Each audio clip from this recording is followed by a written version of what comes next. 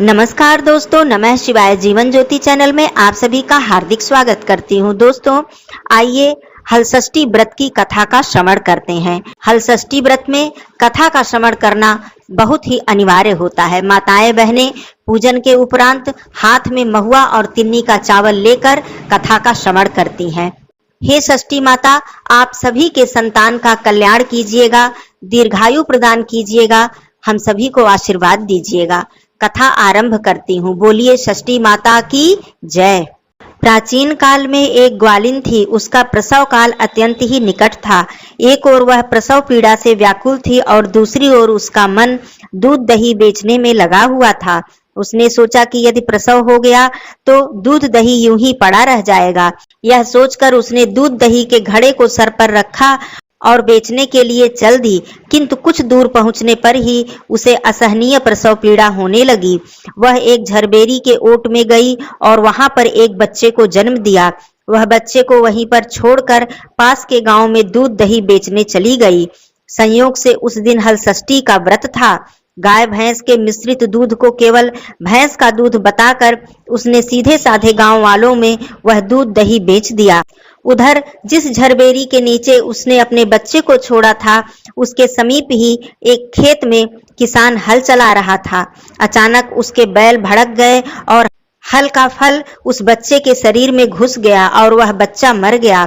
इस घटना से किसान बहुत दुखी हुआ, फिर भी उसने हिम्मत और धैर्य से काम लिया। उसने झरबेरी के कांटों से ही बच्चे के चिरे हुए पेट में टांके लगाए और उसे वहीं पर छोड़कर चला गया।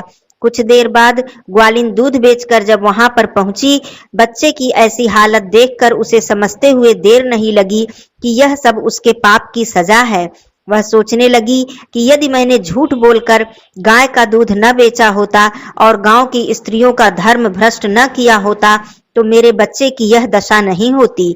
अतः मुझे लौटकर सारी बातें गांव वालों को बताकर प्रायश्चित करना चाहिए।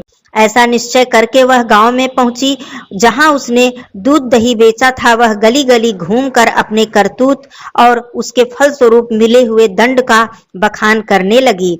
तब स्त्रियों ने स्वधर्म रक्षार्थ उस पर रहम करके, दया करके उसे क्षमा कर दिया और आशीर्वाद दिया। बहुत सी स्त्रियों द्वारा आशीर्वाद लेकर जब वह पुनः झरबेरी के पास पहुंची तो उसने देखा कि उसका बालक पुनः जीवित अवस्था में है।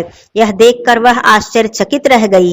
तभी उसने स्वार्थ के लिए झूठ बोलने को ब्रह्म हत्या के समान पाप समझा और कभी भी झूठ न बोलने का प्रण लिया और षष्ठी माता से क्षमा मांगी। इस तरह से षष्ठी माता की कृपा से उसका बालक पुनः स्वस्थ हो गया। बोलिए षष्ठी मैया की जय। एक बार काशीपुरी में एक देवरानी व जेठानी रहती थीं। देवरानी का नाम तारा था तथा जेठानी का नाम विद्यावती था।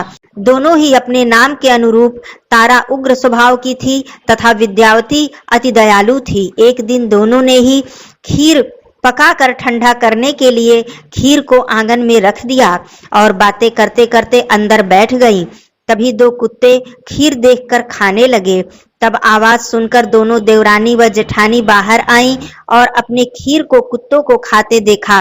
विद्यावती अपनी खीर को जूठन जानकर बचा शेष खीर भी कुत्ते के सामने पुनः डाल दिया और तारा ने दूसरे कुत्ते को एक कमरे में बंद करके खूब मारा।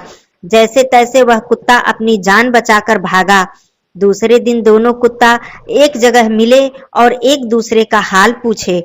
इस पर विद्यावती का खीर खाने वाला कुत्ता बोला, वह स्त्री बहुत ही दयालु थी, मुझे बाकी बची हुई खीर भी खाने को दे दी। ईश्वर करे जब मेरा दूसरा जन्म हो तो मैं उसी की संतान बनूं और उनकी खूब सेवा करूं। अब दूसरा कुत्ता कहता है कि मैं भी उसी औरत का संतान बनूं जिससे मैं उससे अपना बदला ले सकूं। उस दिन हलषष्ठी का व्रत था।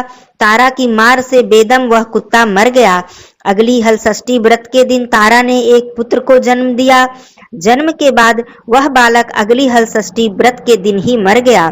इस प्रकार तारा ने एक एक करके 5 पुत्र को जन्म दिया। उनका पुत्र 1 साल बाद हलषष्ठी के व्रत के दिन ही मर जाता था, जिससे तारा बहुत ही दुखी होकर हलषष्ठी माता से प्रार्थना करने लगी। उसी रात को सपने में तारा ने वही कुत्ता देखा जो उसकी मार से मरा था। कुत्ते ने सपने में तारा से कहा कि मैं तुमसे बदला लेने के उद्देश्य से तुम्हारा पुत्र बनकर आता हूँ और मरकर पुनः फिर आता हूँ। जब तारा ने अपने अपराधों के लिए क्षमा मांगा तो उस कुत्ता ने कहा कि तुम हलषष्ठी व्रत करो, जिससे तुम्हें दीर्घजीवी पुत्र की प्राप्ति होगी। सपने में कही हुई विधि के अनुसार तारा ने अगली बार हलषष्ठी व्रत को किया और माता से आशीर्वाद मांगा। हलषष्ठी माता की कृपा से तारा ने दीर्घजीवी संतान को जन्म दिया और प्रसन्न पूर्वक जीवन यापन करने लगी। इधर विद्यावती ने भी हलषष्ठी व्रत करके माता की कृपा से एक सुंदर सुशील पुत्र को जन्म दिया और सुख पूर्वक निवास करने लगी। बोलिए हलषष्ठी मैया की जय। दोस्तों, कथा पसंद आई हो तो इसे लाइक जरूर कीजिएगा, चैनल को सब्सक्राइब कीजिएगा, कमेंट बॉक्स में जय षष्ठी मैया जरूर लिखिएगा। धन्यवाद दोस्तों। नमः शिवाय।